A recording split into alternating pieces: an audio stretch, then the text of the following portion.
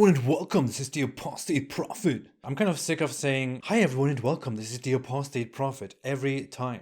But anyway, hi everyone and welcome, this is the Apostate Prophet. I hope you're having a great day. When I was a teenager, I usually refer to something that happened in the distant past as when I was a baby. Yes, I really do that.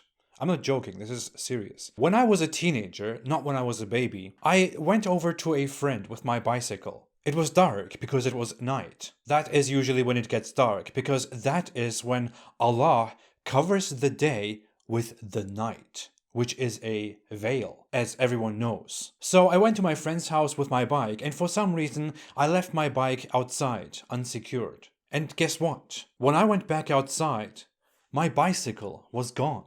I was frustrated at first and wondered who would take my bike. But then it became very clear who took my bike, because everyone knows who steals bikes, right? Demons. Yes. Arabian desert demons known as jinns. Jinns steal bikes because they love riding our bikes. A creature that is invisible to us and made of smokeless fire, even able to fly and ascend through the skies, to listen to Allah's high assembly with the angels, just to be shot at with stars, stole my bike. Sometimes they even kidnap children. Don't ask me why. Maybe because they can't have children themselves, because even if they are hot because they are made of fire, it is also very hard to have sex if you are made of fire. Very unfortunate. If you're wondering what the hell I'm talking about, then I shall tell you immediately that I'm giving you invaluable wisdom. Islamic wisdom, fresh from the hot deserts of Arabia, brought to you to this channel, the Apostate Prophet. The amazingly wise and wonderful, completely sane, Holy Prophet Muhammad once said the following. Cover your utensils and tie your water skins, and close your doors and keep your children close to you at night, as the jinns spread out at such time and snatch things away. When you go to bed, put out your lights, for the mischief doer may drag away the wick of the candle and burn the dwellers of the house. This ridiculously childish narration by the great and wise Holy Prophet Muhammad is repeated in other narrations. In some of them, the creatures are referred to as devils instead of jinns, but that wouldn't make much of a difference to the point.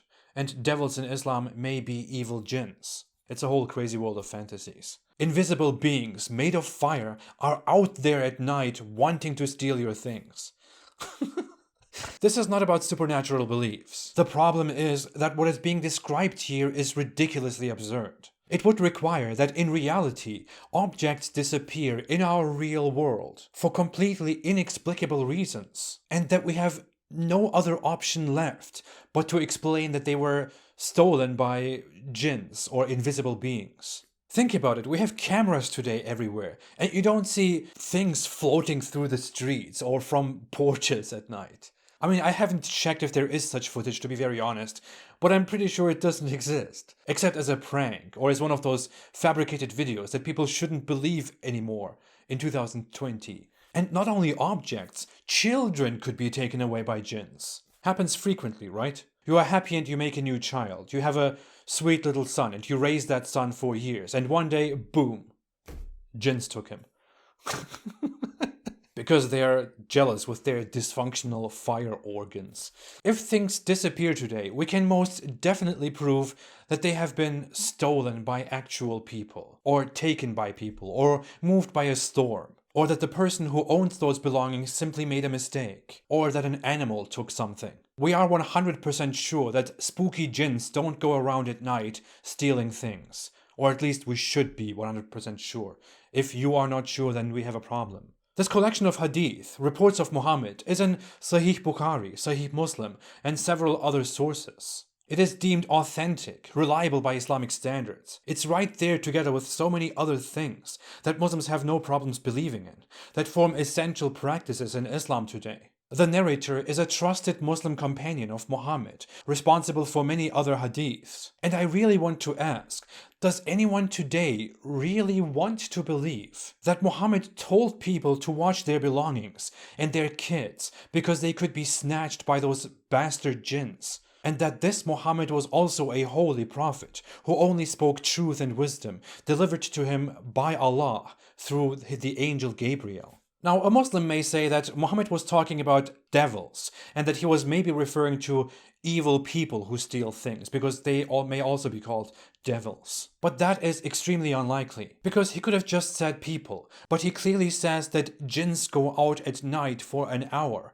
like that is a phenomenon that happens every night for a fact. Even if this was referring to evil humans, that would mean that there was a common problem of people going around at night stealing things and kidnapping children in the Muslim state of Medina, and that Muhammad advised people to watch their belongings and go inside instead of doing something about that, which is, as said, very unlikely. Now, in the fantastic world of Islam, jinns are also described as shapeshifters. They can appear like a human or an animal, including a snake. In fact, Muhammad once warned that some snakes in Medina may be jinns who converted to Islam, which is why if you see a snake, you should warn it for 3 days, and if it doesn't go away, then you should kill it because it is the devil. So a Muslim could say that those jinns who come at night and steal your belongings and kidnap your children may as well be snakes, or jinns in the form of snakes. Which, of course, yeah, makes more sense than an invisible being coming and stealing your belongings. But why do those snakes come at a certain time, at a certain hour, and then go after an hour again, and then it is safe? And would you really want to ridiculously warn a snake for 3 days before you defend yourself? Because Muhammad said that the snake may be a Muslim jinn. I mean, imagine you're in front of a snake and you just say, hey, I warn you in the name of Allah, please go away. You may be a Muslim. You look like a snake, but you may be a Muslim. Please go away. I will warn you for 3 days. Look, you have 3 days. And then the snake bites you and you are dead. Great, thanks Muhammad. Muhammad was living in a desert where believing that jinns roam the desert during the day, and especially at night, was a very common belief. In fact, Muhammad described that they eat animal feces and bones, which is why humans should leave those things alone. I'm just glad to know that jinns eat the poop of my dog in my backyard. For some reason I still have to go and pick it up and throw it away. Maybe they don't really like the poop of my dog because it is my dog and it's not halal, I don't know. I have to look into that. I will try to converse with a snake if I ever see one in my backyard, and I will give you an update on that once I have one. This will be revolutionary Islamic science. It is no wonder that many Muslims today suffer from a fear of jinns. It's very common. And modern psychology is gladly finally addressing this issue. There are certainly no jinns stealing your belongings, and my bike was not stolen by a jinn either. That is ridiculous nonsense which Islam and Muhammad adopted from a primitive culture in 7th century Arabia. It is much more ridiculous than believing in angels and believing in Allah. Please stop. But I wonder if this is still a thing in 2020. Do children still grow up thinking that they could be kidnapped by demons at night? Because that's a very stupid thing to believe, and children happen to be stupid. That's what makes children special. They're stupid. Sorry, children. But you know who else is stupid? Muhammad. Actually, maybe Muhammad was not that stupid and crazy. Maybe he was going around stealing random things and blaming it on jinns. He would also kidnap children because, let's face it, Muhammad had a special interest in children. He loved children, maybe a bit too much. But I wouldn't say that Muhammad would go around and take children against their will. Muhammad would never do something so disgusting. He would marry the children first and then...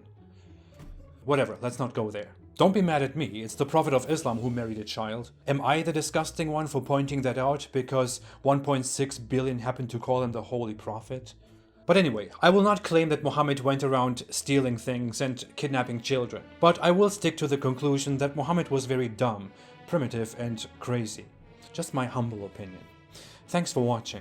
If you like this video, don't forget to like this video and to subscribe. If you want to support my work, since most of my videos are not monetized, I have no idea why, and jinns steal my money at night, you can support me on Patreon or on apostateprophet.com.